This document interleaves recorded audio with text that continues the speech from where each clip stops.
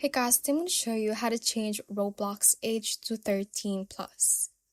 If you're in your browser, click on the gear icon at the top right and go to settings. From here, make sure that you are at the account info section and just simply click on the edit icon in line with your birthday, and you can then change your birthday to the correct date.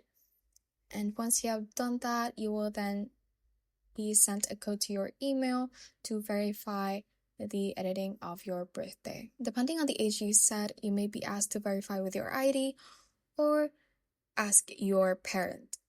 If your account is linked to your parents or as a parental control, you can check it on the settings as well. Go to the parental control section, and if you have a linked parent, you would have to ask your parent to open their account and they would be the one to change your birthday. For example, this is the parent account log in.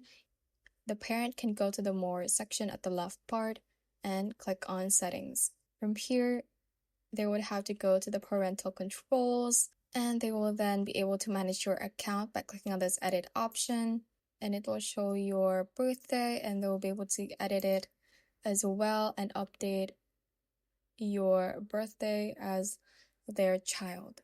And that is how you can basically change Roblox age to 13 plus.